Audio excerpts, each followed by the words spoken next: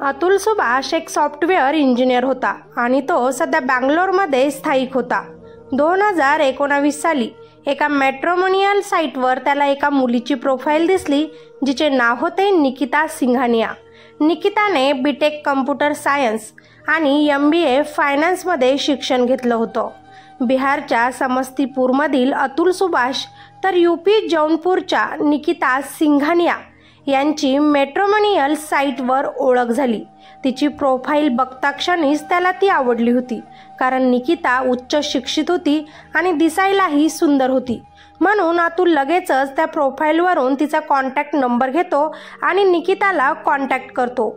निकिता आणि अतुल आता फोनवर बोलायला लागतात. फोनवर बोलता बोलताच त्यांची चांगलीच ओळख होते. त्यानंतर ते दोघे बऱ्याच वेळी एकमेकांना भेटतही असे आणि त्याच्या या मैत्रीचं रूपांतर प्रेमात होतं. नेहमी फोनवर बोलणे, भेटणे यामुळे त्यांचे प्रेमसंबंध देखील वाढले गेले. इकडे निकिताचे वडील नेहमीच आजारी असायचे, म्हणून तिच्या घरच्यांची इच्छा होती की जोपर्यंत निकिताचे वडील आहेत तोपर्यंत त्यांच्या डोळ्यासमोरच तिचे लग्न व्हायला हवे. ही गोष्ट निकिता अतुलला सांगते. तिच्यासोबत लग्न करायला त्याला काहीच हरकत नसते. तो लगेचच त्याचं कुटुंब घेऊन निकिताच्या घरी येतो. दोघेही कुटुंब एकत्र भेटतात आणि दोघांचेही लग्न ठरते. दोघांचं लग्न ठरल्यानंतर आम्हाला हे लग्न लवकर करायचं आहे असे निकिताच्या कुटुंबाने सांगितलं, कारण निकिताच्या वडिलांची तब्येत चांगली नव्हती. म्हणून सगळ्यांच्या संमतीनं अतुल आणि निकिताच्या लग्नाची तारीख ते ठरवतात. ती तारीख होती 26 एप्रिल 2019. दोघांचं लग्न वाराणसीच्या एका हॉटेलमध्ये धूमधडाक्यात झालं. त्यानंतर निकिता तिच्या सासरी आली. फक्त 2च दिवस ती सासरी राहिली. लग्नानंतर अतुल आणि निकिता हे हनीमूनला जातात. परंतु तिच्यासोबत राहिल्यानंतर तिच्या काही गोष्टी अतुलला थोड्या विचित्रच वाटतात, कारण कधी निकिता तिचा मोबाईल विसरत असे तर कधी काही सामान तसेच मागे सोडून पुढे चालत असे. आणि जेव्हा याबद्दल अतुल तिला विचारायचा त्यावर ती हसूनच ती म्हणायची, अरे मला अशाच काही गोष्टी विसरायची सवयच आहे. हनीमून नंतर ती नवऱ्यासोबत बेंगलोरला येते, कारण अतुलची नोकरी बेंगलोरमध्ये असते. निकिताचा देखील कम्प्युटर सायन्स झालेलं होतं आणि आता तिला ही नोकरी करायची होती. अतुल सुभाष हा एका सॉफ्टवेअर कंपनीमध्ये AI इंजिनियर होता. म्हणून आपल्याच कंपनीमध्ये तो त्याच्या बायको निकिताला नोकरी लावण्याचा प्रयत्न करतो. तिची तयारी करून घेतो, पण त्याच्या कंपनीत तिचे सिलेक्शन होत नाही. खूप तयारी करून घेतल्यानंतर दुसऱ्या कंपनीमध्ये ती सिलेक्ट होते व तिथेच नोकरी करू लागते. त्याच दरम्यान निकिताचे जे वडील होते त्यांचं आजाराने दुःखद निधन होतं. त्यामुळे निकिता आणि अतुल 2 दिवसांसाठी त्यांच्या गावी जातात आणि तिथेच राहतात. अंत्यविधीचा कार्यक्रम झाल्यानंतर हे दोघंही नवरा बायको परत एकदा बेंगलोरला येतात आणि आपल्या रोजच्या जीवनात गुंतून जातात. रोज सकाळी अतुल बाईकवर आपल्या बायकोला तिच्या ऑफिसपर्यंत सोडायचा आणि नंतर त्याच्या ऑफिसमध्ये यायचा. म्हणजे 50 ते 60 किलोमीटरचा प्रवास तो डेली करायचा. डेलीचा प्रवास होता त्यामुळे त्याला जास्त काही वाटत नव्हते. अतुलचा जॉब, निकिताचा जॉब सगळं काही सुरुवातीला व्यवस्थित सुरू होतं. काही महिन्यांनी ती गर्भवती राहते. 1च महिन्याची ती गरोदर होते तेव्हाच तिची नोकरी देखील जाते. तेव्हा अतुल निकिताला विचारतो की तुला ऑफिसमधून नोकरीवरून का काढले. तेव्हा ती नवऱ्याला सांगते की मला तिथे खूप त्रास होत होता म्हणून मीच ती नोकरी सोडली. गरोदर असल्यामुळे माझ्याकडून कामही होत नव्हते, म्हणूनच कदाचित तिची नोकरी गेली असावी. अतुलने देखील विचार केला की आपली बायको गरोदर आहे, त्यामुळे तिने कामाचं टेन्शन न घेता घरी राहून आरामच करायला हवा. तो आपल्या बायको निकितावर खूप प्रेम करायचा, त्यामुळे तिची काळजी घेण्यासाठी त्यानं निकिताच्या आईला देखील बेंगलोरला त्यांच्या घरी बोलावून घेतले आणि इथेच त्यानं सगळ्यात मोठी चुकी केली. कोणती चुकी ती पुढे आपल्याला व्हिडिओमध्ये समजेलच. त्याशिवाय अंकिताला जास्त काम करायला लागू नये म्हणून घरात स्वयंपाक बनवण्यासाठी एका मावशीला ठेवलं व घर काम धुनी भांडी करण्यासाठी देखील एक मावशी ठेवली. पण डॉक्टरांनी त्याच वेळी अतुलला सांगितलं होतं की निकिता आता गर्भवती आहे, तिला तिच्या शरीराची हालचाल करणं खूप गरजेचं आहे. पण निकिता ते करायला तयार नव्हती. खरं तर अतुल आपल्या बायकोवर जास्त प्रेम करत होता, म्हणूनच तिच्यासाठी त्यानं घरात 2 मावशींना काम करायला ठेवले होते. शिवाय तिची काळजी घ्यायला अंकिताच्या आईला देखील तिथे बोलावून घेतलं होतं. असेच दिवस गेले आणि त्यांच्या घरात त्यांचं एक गोंडस बाळ जन्माला आले. जेव्हा बाळाचा जन्म होतो तेव्हा अतुलचे आईवडील बाळाला भेटण्यासाठी बेंगलोरला घरी येतात. त्यांच्या घरात खूपच आनंद होतो. ते गेल्यानंतर निकिताच्या देखील घरचे बाळाला भेटण्यासाठी येतात. परंतु 1 BHK घर असल्यामुळे पाहुण्यांना राहण्याची सोय तिथे नव्हती. म्हणून अतुलने निकिताच्या घरच्यांना एका हॉटेलमध्ये राहण्याची व्यवस्था करून दिली. आणि याच दिवसापासून अतुलच्या आयुष्यात विचित्र घटना घडायला लागल्या. निकिताची आई, भाऊ, मावशी, काका हे सर्वजण लहान बाळाला पाहण्यासाठी आले होते. त्यांना हॉटेलमध्ये थांबवलं, त्यामुळे त्या सगळ्यांनाच वाईट वाटलं आणि ते अतुल आणि त्याच्या फॅमिलीवर नाराज झाले. आम्हाला साधं घरात ठेवण्यासाठी यांच्याकडे जागा नाही. हा असा कसा पाहुणा भेटला आहे आपल्याला की आम्हाला एका बाहेर हॉटेलमध्ये त्यानं ठेवलं. परंतु अतुलने एकदम चांगले हॉटेलमध्ये यांची राहण्याची सोय केली होती. घरापेक्षाही चांगल्या सुविधा त्या हॉटेलमध्ये होत्या, जेणेकरून निकिताच्या पाहुण्यांना काही त्रास नको व्हायला. पण हीच गोष्ट निकिताच्या आईला आणि भावाला खटकली होती. खरं तर बायकोचं ऐकून अतुलने जवळजवळ 20 लाखांची मदत निकिताच्या माहेरच्या लोकांना केली होती, तीही त्याच्या आई वडिलांना व त्याच्या भावाला न सांगता. त्यामुळेच त्या पाहुण्यांनी अतुलवरती तेव्हा राग दाखवला नाही. खरं तर निकिताचा तेव्हा जॉब गेलेला होता, म्हणून निकिता घरीच असायची आणि म्हणूनच तिचं आणि तिच्या आईचं बोलणं जरा जास्तच व्हायचं, कारण घरात दोघीच असायच्या. जेव्हा तिची आई परत गेली तेव्हा निकिता जेव्हा घरी एकटी राहायची तेव्हा ती सतत आपल्या आईसोबतच फोनवर बोलत असायची आणि या दरम्यान तिचं आपल्या नवऱ्यावरील म्हणजेच अतुलवरील लक्ष कमी झालं. ती त्याच्याकडे दुर्लक्ष करू लागली. ती त्याला जास्त टाइम देखील देत नव्हती. त्यामुळे त्या दोघंही नवरा बायकोंमध्ये आता भांडणं व्हायला लागली. यावेळी अतुलने आपल्या आईला घरी बोलवले. आई शाकाहारी होती, म्हणून घरात मांसाहारी जेवण तेव्हा बंद झालं. पण निकिता बाहेरून ऑर्डर करून ते मटण, चिकन खात असे आणि त्याचे तुकडे तसेच आजूबाजूला घरात फेकत. ती तिची सवय होती.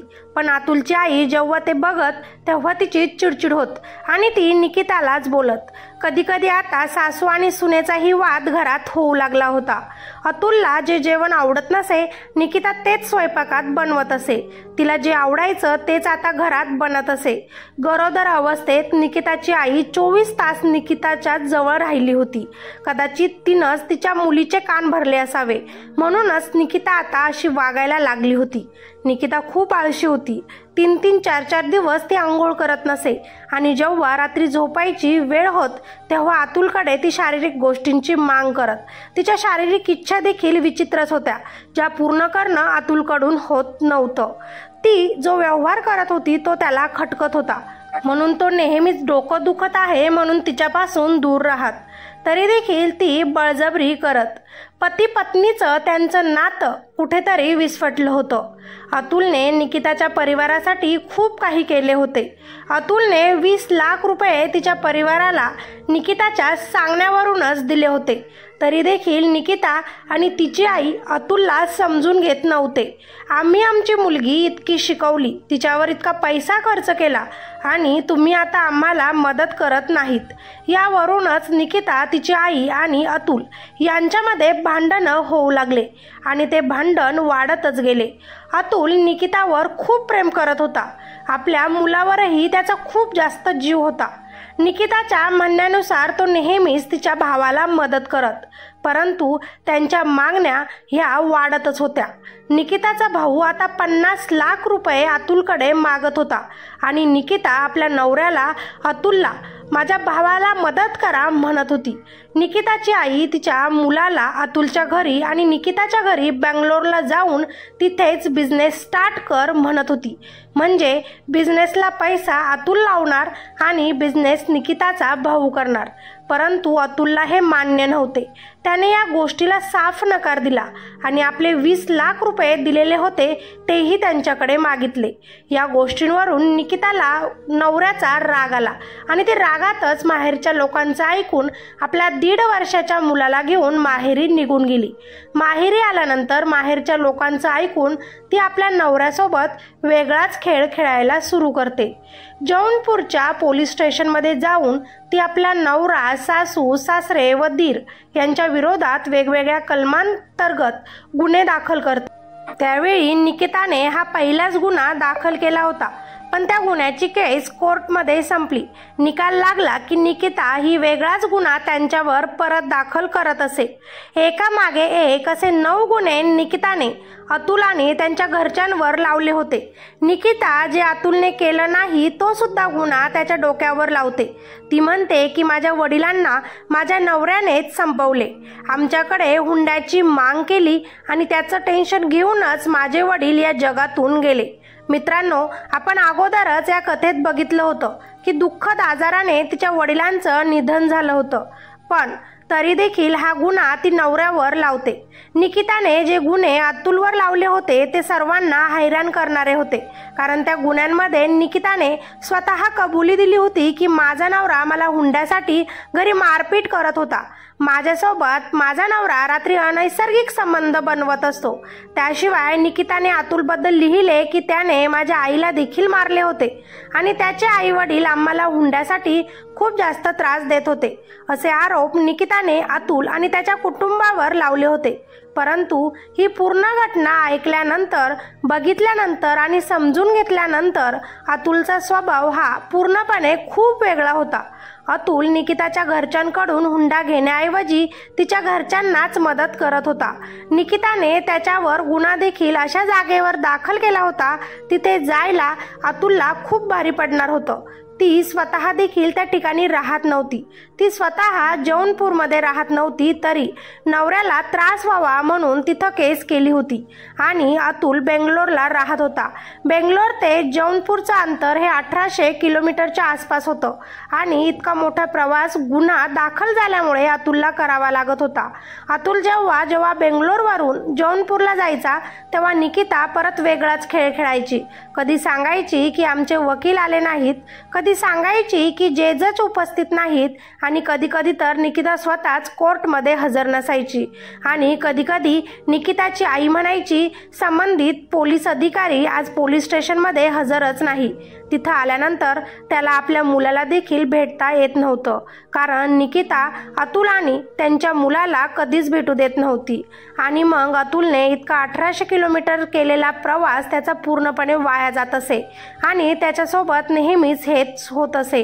त्यामुळे तो या गोष्टींना खूप कंटाळला होता.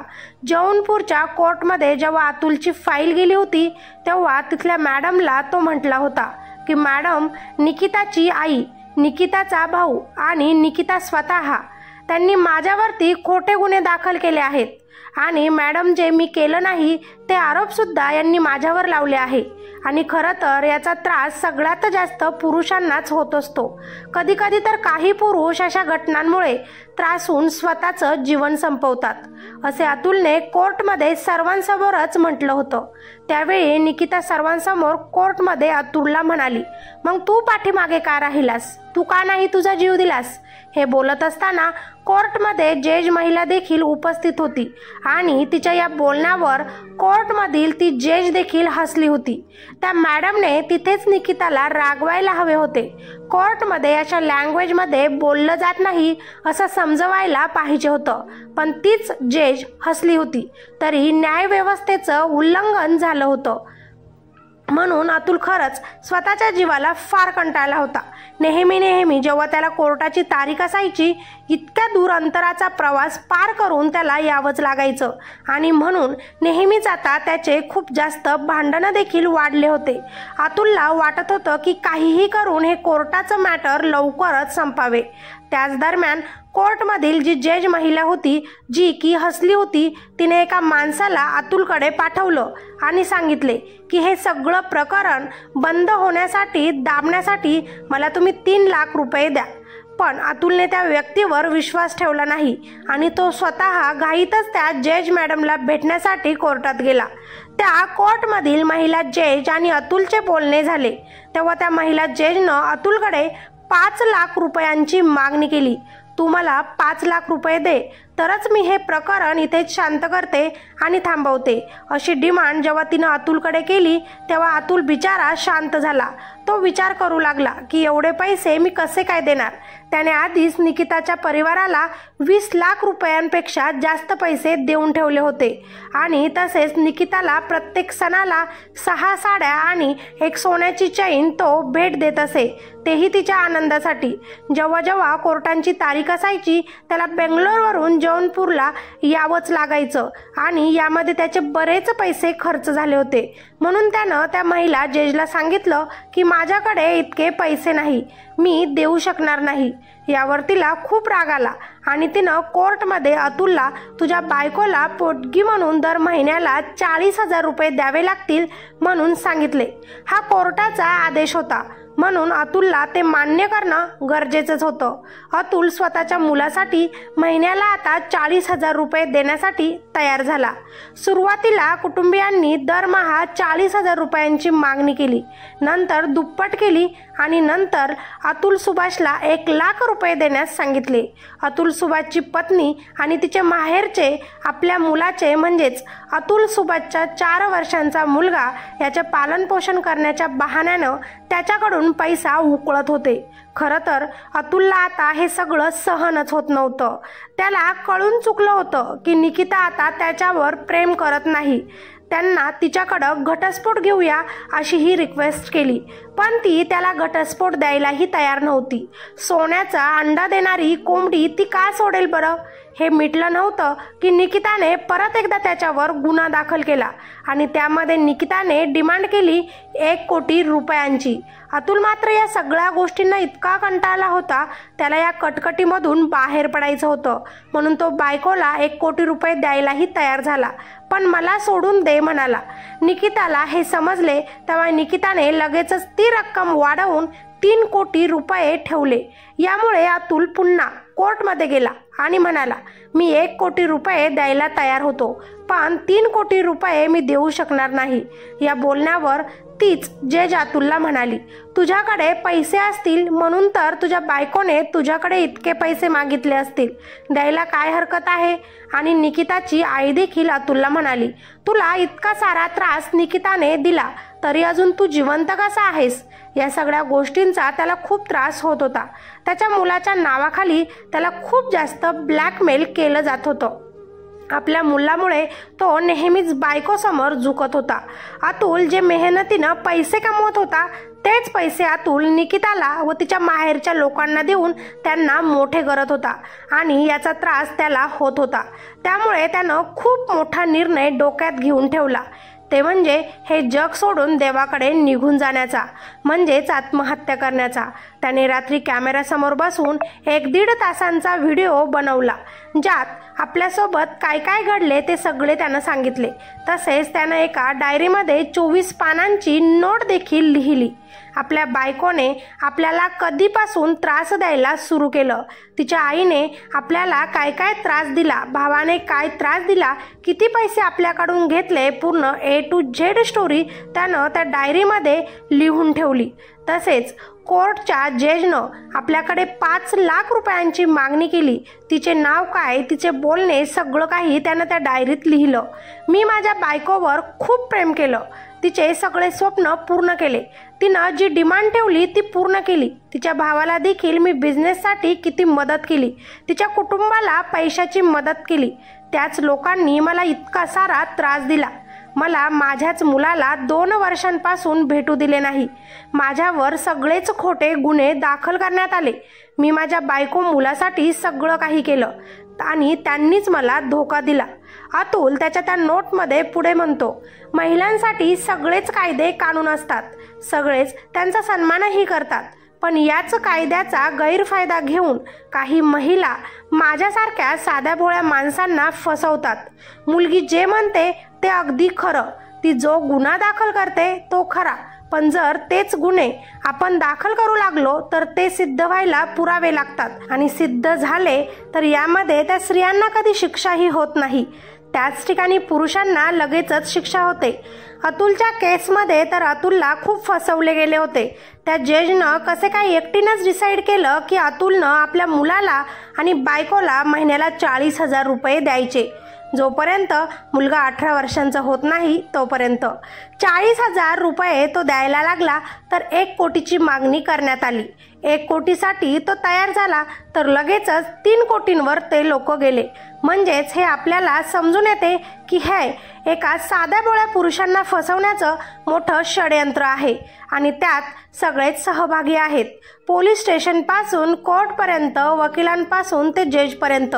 एखाद्या स्त्रीसोबत जर असे घडले तर लगेचच पुरुषाला शिक्षा होते, पण जर असे एखाद्या पुरुषासोबत घडले तर त्या स्त्रीला शिक्षा का होत नाही? माझ्यासारख्या पुरुषांसाठी का कायदा बनवला नाही असे देखील अतुल लिहून गेला आहे। जेव्हा पुरुषाला त्याची बायको त्रास देते अशा घटना लोकांना का दिसत नाही? अतुलने पुढे त्या डायरीत लिहिले की मला न्याय मिळायला हवा।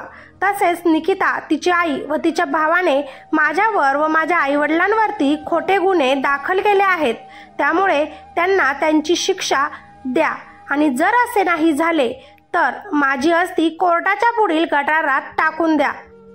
अतुल सुभाषने मृत्यूपूर्वी बनवलेल्या व्हिडिओमध्ये आणि त्या नोटमध्ये पत्नी निकिता सिंघानिया, सासू निशा सिंघानिया, मेहुणा अनुराग सिंघानिया आणि चुलत सासरा सुशील सिंघानिया यांना ताब्यात घेतलं आहे। त्याच्या मृत्यूसाठी तेच जबाबदार आहेत। अतुलने सांगितले की त्याची पत्नी आणि तिच्या नातेवाईकांनी अतुलकडून पैसे उकळण्याचा कट रचला होता। अतुल मानसिक समस्यांशी झुंजत होता, त्याला एकटं वाटत होतं। त्याच्यावर पत्नी आणि सासरच्या मंडळींनी अनेक केसेस लावल्या होत्या। न्यायालयात 120 तारखा ठेवण्यात आल्या होत्या। त्यांना स्वतः बँगलोरवरून जौनपूरला 40 वेळा जावे लागले। त्याचे म्हातारे पालकही कोर्टाच्या फेऱ्या मारत होते। अतुल आतून तुटत चालला होता। या सगळ्याला कंटाळून त्यानं आत्महत्या करण्याचा शेवटचा निर्णय घेतला। अशा प्रकारे बेंगलोरमधील एका खाजगी कंपनीत काम करणाऱ्या 34 वर्षीय AI इंजिनियर अतुल सुभाष यांनी राहत्या घरीच आत्महत्या केली। तो उत्तर प्रदेशचा रहिवासी होता। त्यानं 24 पानांची सुसाईड नोट आणि 90 मिनिटांचा व्हिडिओ सोडला आहे, ज्यामध्ये त्याने त्याची पत्नी आणि तिच्या कुटुंबावर त्याचा छळ केल्याचा आणि त्याच्यावर खोटे गुन्हे दाखल केल्याचा आरोप केला आहे। बघितलं नसेल तर नक्कीच तो व्हिडिओ बघून घ्या। आत्महत्याच्या वेळी अतुलने घातलेल्या टी-शर्टवर जस्टिस इज ड्यू लिहिले होते।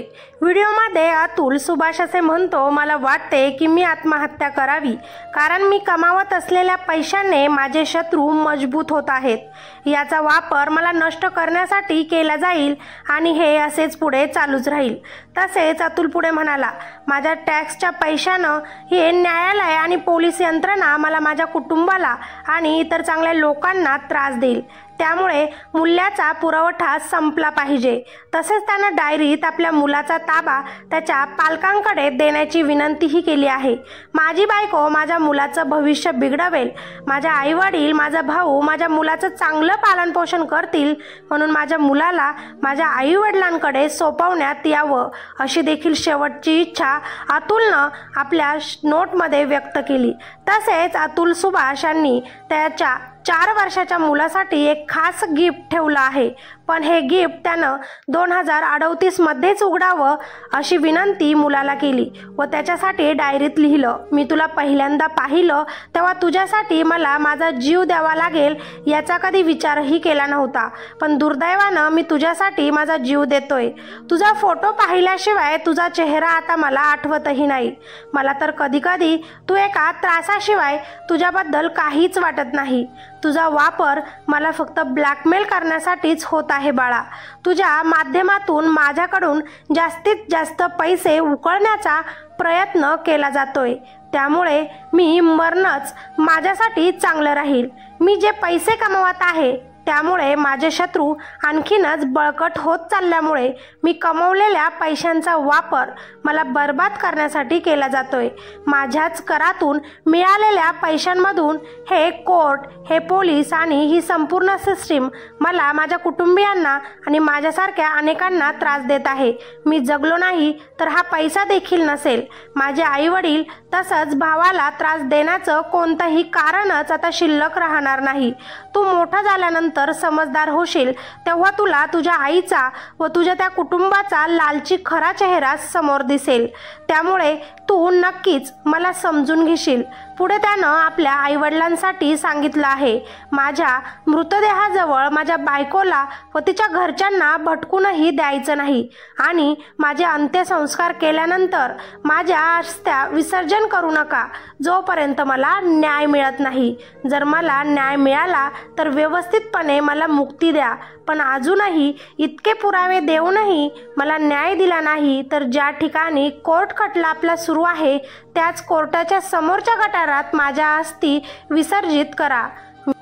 मित्र आणि मैत्रिणींनो, अतुलसारखे पुरुष या जगात बरेच आहेत। काही अजून जिवंत आहेत तर काहींनी अतुलसारखे टोकाचे पाऊल उचलले देखील आहे।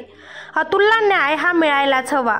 अतुलचे दोषी त्याची बायको व तिचा परिवार आहे, म्हणून त्यांना कठोरातील कठोर शिक्षा ही व्हायलाच हवी। हाच व्हिडिओ जर एखादी महिला बनून आत्महत्या करून निघून गेली तर तिला न्याय देण्यासाठी सगळे एकत्र जमतील, पण असेच एखाद्या पुरुषाने केले तर त्याला न्याय का मिळू नये? स्त्रियांना या सत्य कथेतून मी एकच समजून सांगू शकते, आपल्या माहेरच्या लोकांना आपल्या कुटुंबात जास्त प्रमाणात येऊच देऊ नये। जास्त करून आईचं ऐकून आपल्या नवऱ्यासोबत अजिबात भांडण करू नये। नवरा तो नवराच असतो, तोच तुमचा आयुष्यभराचा साथीदार असतो। त्याला ब्लॅकमेल करून, त्याला त्रास देऊन त्याचं आयुष्य अजिबात उद्ध्वस्त करू नका। आणि जर कुणा पुरुषासोबत असं घडत असेल तर प्लीज आत्महत्या न करता तुमच्या व्यथा सोशल मीडियावर मांडा। न्याय व्यवस्थेसोबत भांडण करा, जनतेला सांगा, मीडियासमोर या। नक्कीच काहीतरी तुमची मदत होऊ शकते। आणि या निकितासारख्या मुलीला बायको, आई बनण्याचाही अजिबात हक्क नाही, कारण सोन्यासारखा संसार तिनं उद्ध्वस्त केला आपल्या माहेरच्या त्या लोकांचं ऐकून। तिचे डोळे उघडण्यासाठी तिला शिक्षाही झालीच पाहिजे, खास करून तिच्या आई व तिच्या भावालाही। तेव्हाच अतुलला न्याय मिळेल। न्यायालयातील त्या जजला देखील शिक्षा व्हायला हवी। लोकांना न्याय द्यायचं सोडून त्यांच्याकडे पैसा मागून भ्रष्टाचार करणं हे कितपत योग्य आहे? हे कुठेतरी थांबलंच पाहिजे। तुम्हाला काय वाटतं मित्रांनो? अतुलला न्याय मिळेल का की नाही? नक्कीच खाली कॉमेंट करून मला सांगा। आपण आवाज उठवला तरच कुठेतरी त्यांना मदत होऊ शकते। आत्महत्या करणे हा शेवटचा पर्याय नसतो, हे लक्षात घ्या। जरी तुम्ही कितीही त्रासात असाल तरीही निकितासारख्या स्त्रियांना जगासमोर आणा, त्यांचा चेहरा जगाला दाखवा। तुम्हाला मी म्हणते आहे ते बरोबर वाटत असेल तर लगेचच या सत्य कथेला लाईक करा, जास्तीत जास्त लोकांपर्यंत हा व्हिडिओ शेअर करा। आणि अजून काही नवीन अपडेट याबद्दल जाणून घ्यायचे असेल तर लगेचच आपल्या ह्या चॅनलला सबस्क्राईब करायचं अजिबात विसरू नका। धन्यवाद।